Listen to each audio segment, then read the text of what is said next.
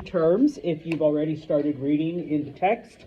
There are a couple of terms that you may have encountered, and I am determined to make amateur historians out of all of you, if not eventually professionals. Okay, so just a couple things. All right, this is not in the book. This is all Mr. Santos. You're welcome. Okay, number one, you may see the term prehistoric either written in your text, or if you're just a history nerd, or you see something historical. All prehistoric means is that these events happened before the invention of writing. Okay, and so we can't, we had to come up with a fancy name for it. Not that there was no history happening, it was happening. It's just that nobody was around to write it down. And so because nobody's around to write it down, because, people were around, they just didn't know how to write yet, we call it prehistoric only because, we take outside evidence and we try to piece certain things together. And from that evidence, we're coming up with, the best guess as to what it could have all been about. Okay? So you see the term prehistoric, it just means before writing. Nathan? Are these slides on the website? Yes, they are. Okay. All right. Number two, and this is still one that I'm getting used to, okay? For the longest forever time, when it came to Western dates, okay, we used the terms BC and AD. Okay, now, some of you might be familiar. What does BC stand for? Before Christ. Before Christ. Okay, so things that happened before the alleged life of the person that's known as Jesus was labeled as BC. Now, this one's a little bit harder, although some of you might know it. What would AD be? After death. That is a common answer, but I'm sorry. It is unfortunately wrong, okay? Although it does make sense. Although what happens to the time when he was alive? Because you have before and then after, so what do we talk about there? Okay? AD is Latin, all right? So you have to go to Catholic school for that. Anno Domini, okay? AD, Anno Domini, which is Latin for the year of our Lord.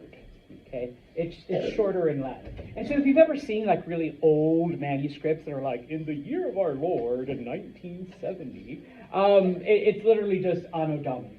Okay, now most historical stuff and most historians now don't use this because it is very Christian centric. Obviously, it's based on the life of Jesus. Okay, which, hate to shatter your world, Christians, most of the world is not, okay? Most of the world is not Christian, okay? And so because of that, all right, you will see a lot of modern historical documents and writings, including your textbook, that use BCE and CE, okay? BCE stands for before the Common Era, and then CE, the Common Era. It's kind of a band-aid because BCE and CE is still based on things that happened before Jesus and things that have happened, since his life. Okay, so it's still based on that, but we're just not, saying it that way. Okay, so when you see that, because I've had students ask, Santos, what the hell is BCE? It keeps saying whatever BCE. Well, that's the old BC, and then CE, Mr. Santos. Well, that's what used to be labeled AD. Okay, so right now we would be in the year 2025 CE. Okay, of the Common Era. Finally, okay, and us historians just like to do this to, pardon my French, fuck you guys up a little, all right? Sometimes we'll put dates on different things, like it happened in 1850, or it happened in the 1700s. And then sometimes we'll just say the 19th century or the 15th century, okay? If you want to figure out what it's talking about, subtract by 100. So when we talk about the 19th century, what years are we talking about? If you subtract 100, the 1800s, yes. And when we talk about, oh, in the 15th century is when people started exploring. Okay, well, that's the 1400s. Yeah, okay. And so that is why, I know I'm probably the oldest person here. I was born in the 1900s. And so people talk about that being the 20th century. 20, subtract 100, 19th. Okay? So right now, which century are we in? We're in the 2000s. We're in the 21st.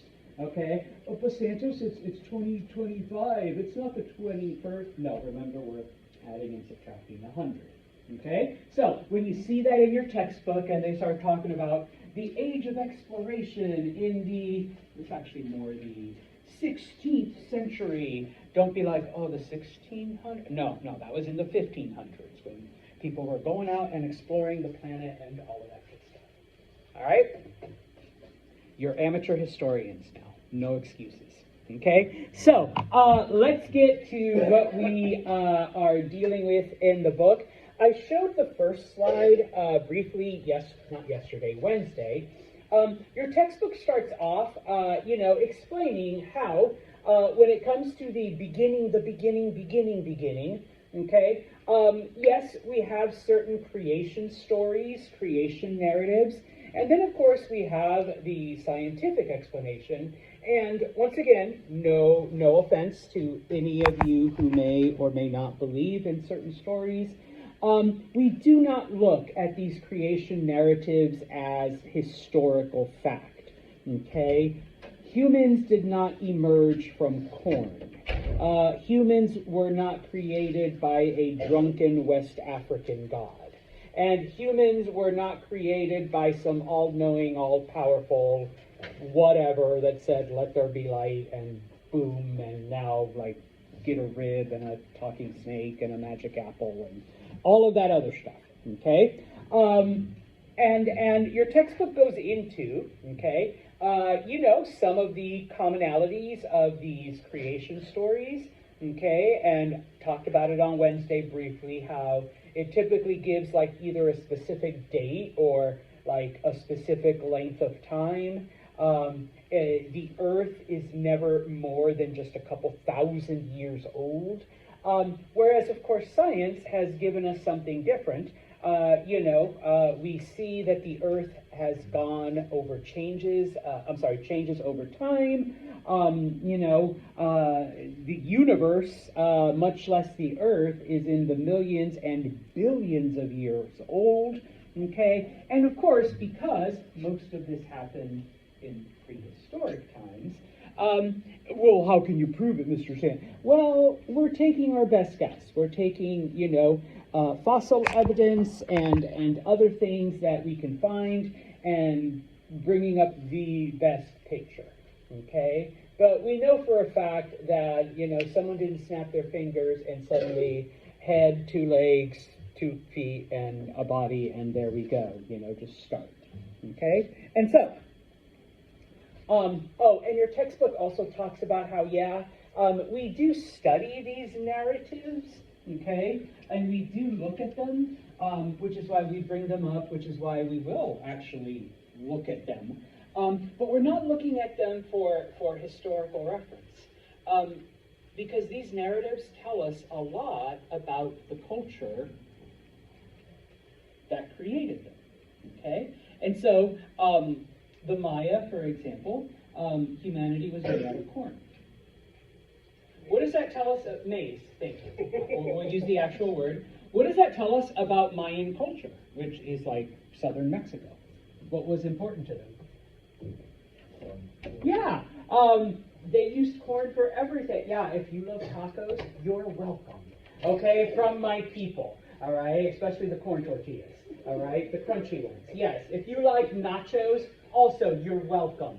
Okay, that comes from corn. Yes, corn was an important part of their diet and their lifestyle and everything that they did. So guess what?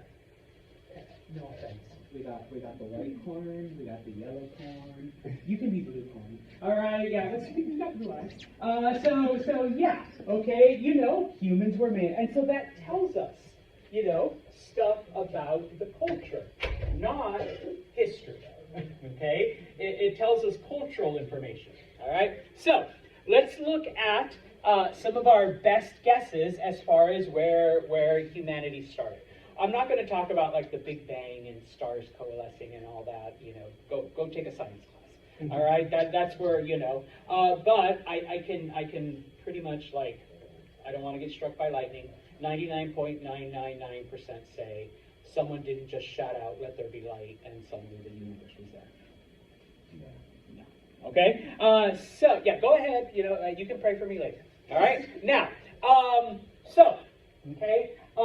Our best evidence, okay, number one, there were creatures, and oh, by the way, you do need to know several H words. First one is hominids. Hint, hint. What are hominids? Okay, well, this is like the most common ancestor to several of the bipedal species that we have on Earth. Okay, we first peg the appearance of hominids in Africa around, I'm not going to say exactly because once again, nobody was there to keep track of it, around 23 million years ago. Okay, now, hominids are broken down biologically into several groups. Number one, gorillas. Okay, so from this original hominid, we see gorilla emerging. Number two, I cannot spell chimpanzee to save my life, so chimps. Okay, chimps come from hominids from this group. And then finally, the one that matters to this class and to us, because this isn't paleontology either, okay, are hominins. Okay, now, hominins include all types of humans. All right, I say all types because there used to be more than one type of human. Eventually, over time, most of those went extinct, and we have right here. Okay, but before we get to that, okay, now. And yes, okay, once again, science has already shown that, honestly, we share like over 90% of our DNA with chimpanzees, okay? So, we are part of the same biological family, all right? Now, what separates, though, hominins, and I'm talking about all human species, what separates hominins, though, from chimps and gorillas? I'm glad you asked, all right? Number one. Okay, bipedal locomotion, if you don't want to put that, walking on two legs. Okay, now, that's not to say that gorillas and chimps can't walk on two legs. They can, but they do spend a good portion of their time like this also, and on their fists, on their knuckles. Whereas hominins spend most of our time, okay, on these two. Okay. When I've had just a little too much scotch, then yes, I am, doing one of these. Okay, but, all right. Number two, hominins are the only hominid to have discovered fire and then eventually made use of it and realized, hey, that orangey red, hot, burny thing, it's warm, okay? Oh, and by the way, it makes our food a lot tastier, okay? And it's better. And obviously it does not happen overnight, but over the thousands and thousands of years, humans discover not only the benefits of fire, but how to recreate it. Because originally, more than likely, lightning hit a tree, burned shit down, and they're like, oh, hey, you know. And so this way, you don't have to wait for some lightning strike. You can recreate the fire on your own, okay? C, okay, tools, all right? Humans are the first to use tools in the building and making and living and all this other stuff. Now, don't take this to mean, oh yeah, they went down to Home Depot, bought a table saw, and were able to start building. No, more than likely, the first tool was a simple rock that they realized, hey, if I hit something with this, as opposed to my fist, I'm gonna get like a better result. Oh, and you know, I have to hunt this gazelle. If I throw a rock at it rather than try to run after it and choke it, you know, my chances of having dinner tonight increase exponentially.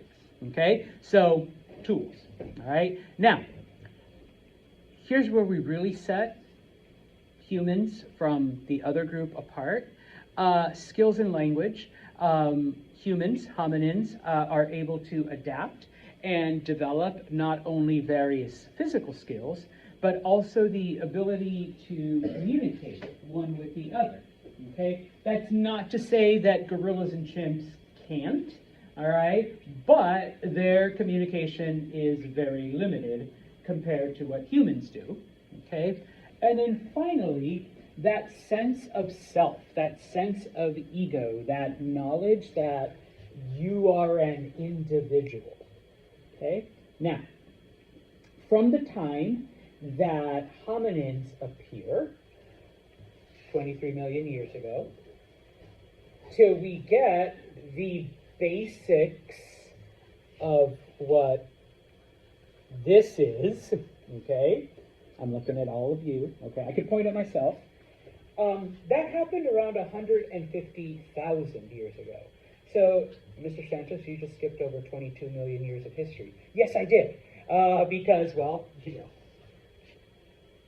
we don't really have it, but from all of the evidence that we do have, okay, these are the ways that things like changed, or I'm going to say the E word, and you do need to know it, evolved, okay, over those millions upon millions upon millions of years.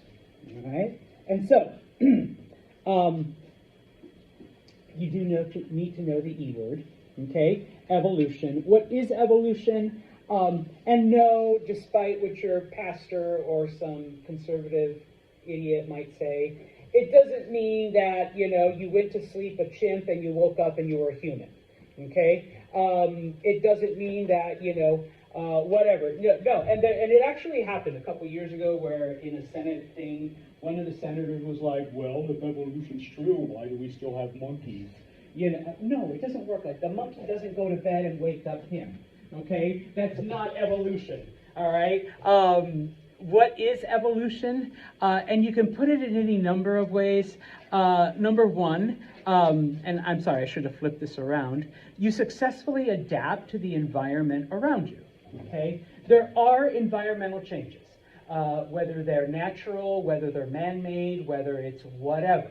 If you can adapt to that, then whatever skill or whatever, because if it's like a biological, whatever gene you possess gets passed on to the next generation.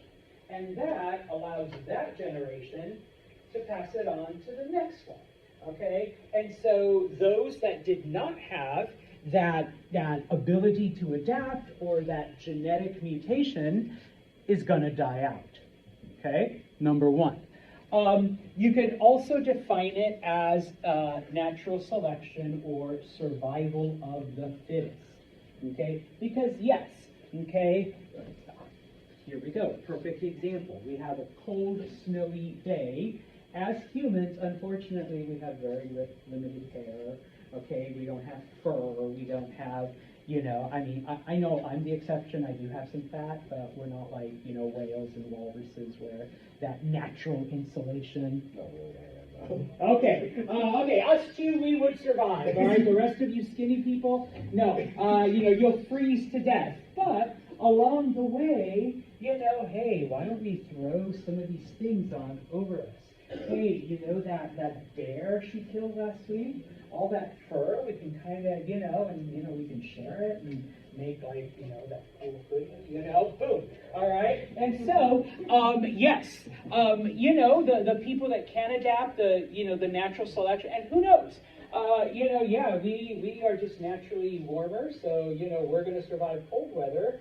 I'm sorry, you're like bundled up. Yeah, sorry, you're going to die because, it's cold. Type of thing. And so those genes that allow us to survive the cold, and same thing if you want to switch it up to heat or if you want to switch it up to other environmental factors, okay? Best hunter, all right? I suck at hunting. Guess who's going to live and who's going to die? And so whatever genetic stuff is in here, that's going to die out, okay? Now, it isn't just humans.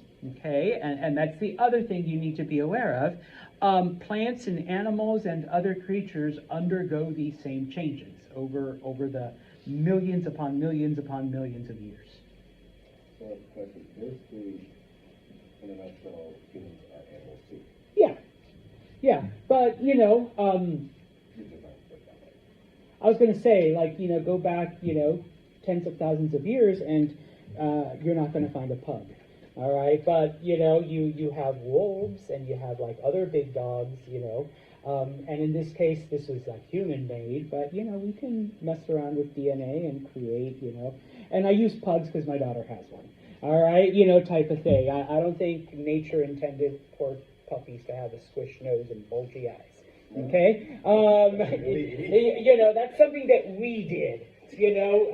Kind of breeding, but, but some animals do over time, we don't have, mastodons anymore, because they died out. They couldn't adapt to the warming climate type of thing. So, all right. Now, at the end, I'll show you a couple of videos, but before we get to that, okay, remember, we are going to focus on humans. Okay, so looking at the evolutionary process of humanity, now, remember that I said there are several types of humans, not anymore, okay? Now we're basically left to one, okay? But before this, okay, the evolution of humanity, I don't expect you to know all of, there's the Java person, and there's Cro-Magnon, and then Australopithecine. No, because this, once again, is not a paleontology class. It's just a History 101 introductory. But there is 3 groups that you need to know, once again, and you're going to learn a lot of H words. The first one is Homo habilis, okay? You need to know Homo habilis, and the only thing you really need to know about Homo habilis is that they were the first hominin to use tools, okay? Now, once again, we're not talking about a power saw from Lowe's or anything like that. They were the first hominin to just use a plain old rock to start pounding into things or kill other animals. Then they realized that they can rub the rocks together and get a sharper edge. And now I don't have to try to strangle the gazelle. I can slit its throat and an easier way to get dinner. Now, as humanity evolves, okay, the next, we'll talk about Homo erectus in a minute, they perfected tools as well.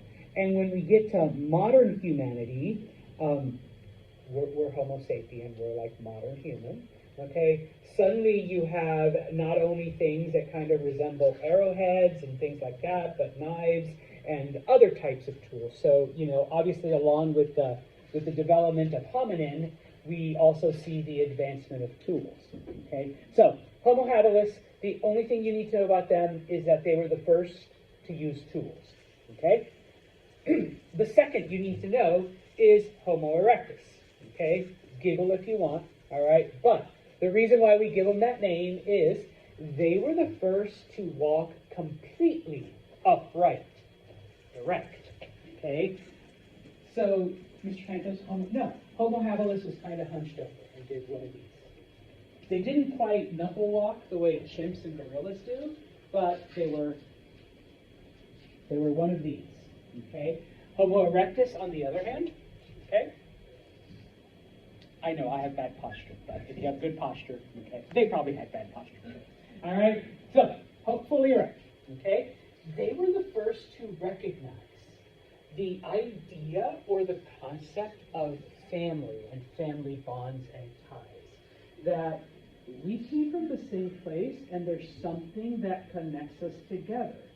Okay? Now, just as an FYI, and I share this from a friend who's worked in veterinary offices and whatnot.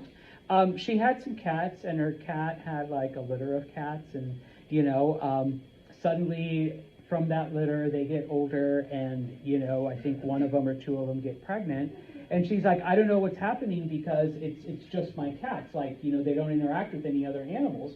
And she's like, yeah, they asked her, and they're like, well, there's males in your litter and there's females, right? And they're like, well, do you need to explain how biology works? You have a boy and a girl? And they're like, no, but they're brothers and sisters. And my friend's like, we had to explain to this lady that cats don't think that way, okay? Cats are ruled biologically by certain instincts. Okay, and now don't be all like, oh, so my cousin, yeah, no, your cousin's off limits. All right, but Homo erectus was the first of the hominin to realize we came from the same person. There's, and our person was related to your person, and okay, so those familial bonds, okay. Not to say that, Homo habilis was out there having incestuous relationships, but yeah, kind of possible. Okay? All right, bless you. Now, Homo erectus is the first. Now, fire had been discovered, but they are the first to one, recognize its use, and then over time, be able to recreate it. Okay? I don't have to wait for this weird thing to come out of the sky and burn things, okay?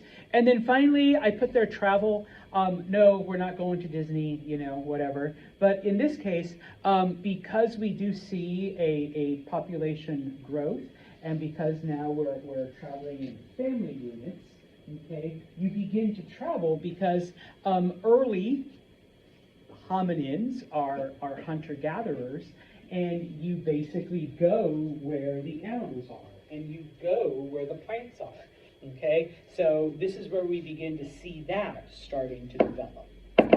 All right. And so we get to modern humanity. This is us, okay? Homo sapien, okay? Homo sapien first appears somewhere in Eastern Africa about 300,000 years ago. Okay, now, when Homo sapiens first appear, there are still these other human groups. There are still Homo habilis out there, and Homo erectus, even though they're starting to die out. There is another group known as Neanderthal, predominantly throughout Europe. Okay, there's Australopithecine, which is in Southeast Asia, but over time, okay, Homo sapien is the only group that remains. Okay, the other ones also die out. They are unable to adapt, all right, to those changes. Now, I'm going to skip over 200,000 years because, and I should have put this up a little higher, they are, like Homo erectus, they are hunter-gatherers, all right? And so they don't settle in one place. They follow the animals that they hunt for food, okay? And where the animals go, they're being followed closely by these groups of Homo sapien. I use the example of apples just because it's the easiest. We find a tree, it has apples, we eat all the apples. We're not going to wait around until next year for apples to grow. Farming isn't a thing yet, so guess what? Hey, there's another tree over there with apples. Let's move to that tree, okay? And doing that, all right, it takes about 200,000 years before Homo sapien begins to wander out of Africa. So we just skipped over, 200,000 years of history. Okay? Homo sapiens are the first to develop a language, a form to communicate.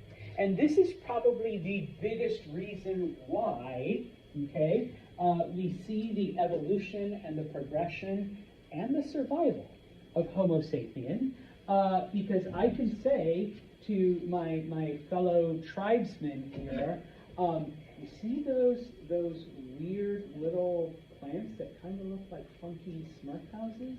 We don't know what Smurfs are yet, but don't eat them, you'll die. Okay? Or someone might say, you know what, I ate a couple of those and man, was it a fun. I'm talking about mushrooms. All right? So it's kind of like, all right, but I can tell now, okay? And oh, by the way, those animals with the big horns? Yeah, stay away from the horn, okay? I know I'm about to die, but son, and he's like, okay, and guess what? If you throw a stick from far away and you sharpen it, you don't have to get close and you won't get gored for it. And then I die, all right? But because of language, we're able to pass on these things. Oh, and by the way, you don't always have to wait for the lightning. Two rocks, stay together, make sure there's dry grass underneath, and guess what? Magic. No, it's just fire. All right? But everybody else will think it's magic. Okay? Fast forward another 84,000 years. Okay? And by then, it takes about 84,000 years, but humans have wandered across Asia. Humans have wandered all the way to the edges of eastern Siberia and begin to cross into the Americas. During this time was the time of the last ice age, and so the waters were frozen that far north, and humans are able to cross into the Americas. Okay, so that's how we get humans in this hemisphere. Sorry. All right, now, as I already mentioned, so if you want to write it down, okay, yes, the reason why Homo sapien is all right here, all right, there's no Homo habilis or Homo erectus or Australopithecine. They had that ability, they had that intellectual capacity, they had that adaptability to the changes. Okay, and once again, this isn't a climatology class or whatever, but yes, we have gone through one or two ice ages. Homo sapiens is able to adapt to those environmental changes. Okay, Homo sapiens develops language and customs and beliefs that I am able to pass on, and he is able to pass on to his children, and she is able to pass on to her children, and as it's being passed on, the knowledge is being increased as well. Okay, and so because of this intellectual ability and the ability to adapt to the environment, Homo sapiens survives. All of the other ones, little by little, die out. Okay, now, just as an FYI, and this is now maybe about 15 years ago or close to 20, they did DNA analysis of different people, and it went to show, and they've actually updated some of those studies that I read one of these journals about 2 or 3 months ago. Amongst some of y'all, there is like a point something% of the population that has some Neanderthal DNA in them as well. So obviously it leads us to once again, because it's prehistoric, to guess that some Homo sapiens did intermix with Neanderthal, and that Neanderthal survived in some of you, okay? But of course, obviously, because of that mixing with Homo sapien is the only reason. We don't see huge communities of Neanderthal. Just FYI, Neanderthal more than likely roamed through different parts of Europe, Northern and Central Europe. So if you're Northern Central European, you probably have the 0.000 whatever of a little bit of Neanderthal DNA. Okay, otherwise, don't worry. Okay, but yeah, okay. Homo sapiens is able to survive and become, well, I'm not a close to perfect specimen, but this, okay? every day. All right.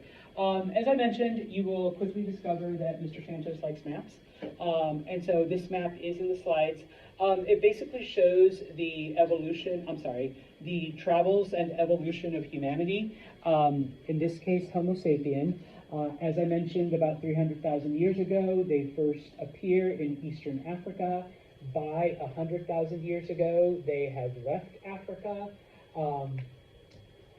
I know, my notes say 16,000, my map says 15. We're guessing, okay, 1,000 years. I know that's a big time, but once again, nobody wrote it down. Grog was here, nobody, whatever. And so, yeah, okay, we see then those migrations of humans. Now, some of the things then about Homo sapien, okay, and we will, yes, okay, we'll close off with this and then one quick video, okay. Like I said, some of the things that helped and some of the things that allowed Homo sapien to evolve and progress to where it becomes the only hominin on the planet. I already said, number one, language, the ability to take what is here and out it comes, okay? And I'm sorry, what is your name? I keep coming to Maddie? Yes.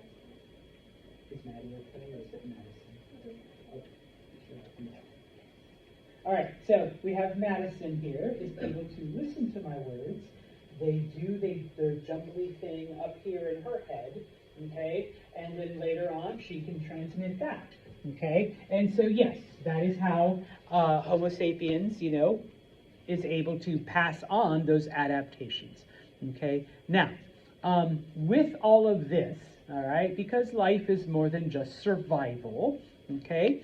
But how did Homo sapien basically live their lives for 286,000 years? Hunting and gathering, okay? They hunted animals, they ate them, and they gathered whatever type of food they could find. Now, I used to talk about how it was typically the men that hunted and it was the women who gathered certain things, but about a year and a half ago, they started publishing some studies where they have found archaeological sites and they've actually found not so much writing, but we'll talk about painting in a minute. More and more evidence that both men and women did all of the tasks. And it was basically our own modern bias that said, well, of course it was the men who hunted, because men are hunters, and, I go out on the weekends and shoot stuff, so obviously my forefathers millions of years ago went out and stabbed things, and yes, the women stay home and they do their home stuff, and yeah, I guess the closest thing to that is, they go out and get the berries and they get the. Well, it turns out that both genders were doing the hunting and both genders were doing the gathering. So this is one of those examples of allowing our modern values to kind of mess up our judgment. And of course, in this case, because it wasn't like today the wife and I went walking and collected berries, for the village. No, we don't have that. All right, but we are finding more and more evidence that's changing our perspective. Okay, now because we're relying strictly on hunting and gathering, okay, the groups are small. All right, they're mobile. You're not staying in one place for very long. Okay, and when it comes to if our tree only has a certain amount of apples, I'm not feeding all of y'all. I'm feeding my little family group here. Okay, or our little clan. If we kill a gazelle, that's not enough meat for all of y'all. I'm sorry. My clan's eating. Okay, you need to figure out how to hunt your own thing and how to gather berries and apples and whatever. Okay, so humanity, small groups, small mobile groups. And when we talk about agriculture, and this is one thing I'll repeat over and over and over again, more food equals more people. Okay, because less people are starving, so more people survive to adulthood, and more people make even more people, and so you have more food, all right? Well, here, our food supply is rather limited, so our population is also rather limited, okay? Finally, all right, because of their intellectual capacity, Homo sapien is able to, over time, develop, different things. Okay. Number one, as their brain capacity increases and their understanding, they begin to ask, like, okay, why does it get cold and white and snowy at certain times of the year, and then sometimes, the tree is green and it's warm, and, so they try to understand their environment, and of course, this is where we see the basis of very, very primitive beliefs, okay? Just FYI, religion starts as a way to explain that, okay? Today we know. All right, there was an Arctic, blast that came out of Siberia and drove snow southwards, and then of course sometimes we do get warm air over the cold Great Lakes, and then that drops snow into our area, and then you get the jet stream that sometimes brings water off of the coast. Those are called nor'easters. Okay, back then though, you don't know all of that. Thor mad, Thor snow, cold. All right, that's how you explain it. Okay, and so little by little, okay, we're starting to get certain beliefs, certain traditions, certain ideas, okay, that eventually turn into, these complex systems. Number one, we don't have writing yet, okay, so for hundreds of thousands and thousands of years, humans had an oral tradition, okay. Now, me just talking, it snowed, and then it was really cold, and then we went hunting, and we ate, and like 3 people died because we didn't kill enough animals, and then the next day we made a fire. No, all right, so we're going to tell stories, okay? Now, what is the biggest problem with an oral tradition, with stories? Yes? Yeah, it gets changed. You know what? I don't like that part about 3 people dying, so we're going to say nobody died. Okay? You know what? It got cold. Captain Cold used his freeze gun. Yeah, that sounds way better. Okay? And so yes, we begin to get those added stuff and the subtractions and whatnot. And so little by little, okay, I'm going to throw out one of my favorite Greek mythology stories. Little by little, it's not like Thor mad, cold. No, it becomes, once upon a time, there was this beautiful, princess who was the daughter of the earth goddess. Okay, but the lord of the underworld fell in love with her, and so what he does is he kidnaps her and takes her to the underworld. Well, Mother Nature got so sad and depressed that she went and hid, and so everything began to get cold and died, and the earth was about to fall into ruin. But then the god of all the gods, the chief god, came down and said, underworld god, you gotta let this princess back up with her mom, because Mother Nature is, look, humans are suffering. And so Underworld God says, fine. 6 months she lives with me, 6 months she lives with her mother. Okay? And so, when the princess was allowed to go back to her mother was happy and cheerful, and she says, okay, then flowers and trees and warm and blah, blah, blah. And if you don't know what I'm talking about, this is the myth of Persephone, who Hades fell in love with and kidnapped her, and Zeus had to come down and convince him so that, the nature goddess could... What were they trying to explain with all that? Seasons. Yeah, seasons. Okay? Because when it's time for Persephone to go back to her underworld husband, Mother Nature gets depressed and gets sad. And so things start to get colder and darker and colder, and the leaves die. And eventually we have this. Okay, Mother Nature is at her most depressed. But then suddenly, Hades says, okay, Persephone, time for you to go back to mom. And so she goes back to mom, And little by little, guess what happens?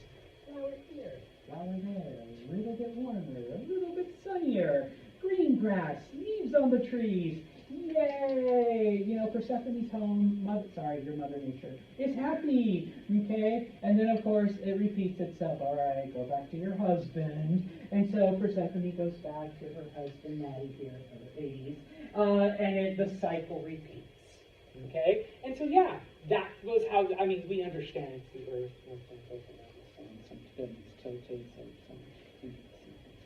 we know that, okay? They didn't. Okay, and so yes, we begin to make up those stories to explain all of those things. Okay, well, Homo sapien does. Okay, finally, okay, because there's no writing and because we've got a couple, we do need something with permanence, and so Homo sapien develops painting and drawings. Okay, now. You find these in different parts of the world. Obviously, these are hundreds of thousands of years old, so some of them have been preserved, a lot of them are lost to time and history and nature. These are from Altamira, Spain, okay, that have been very well preserved. What does that kind of sort of look like? You can say it. Use your words. Don't just nod it. A bowl. Thank you. No, I know some of you else said, but she's not. Yes, it is a bowl. Okay. So we know that they hunted like an early form of cattle in Spain. The bigger picture actually shows people out there with spears, like attacking the poor bull. And that's how we've learned, because we've found other cave paintings and not just show like men figure, but women figures as well after doing the hunting and stuff. And so, yeah, we begin to learn more and more about the cultures and whatnot. I think it's the Lascaux caves in France. There's also some in France.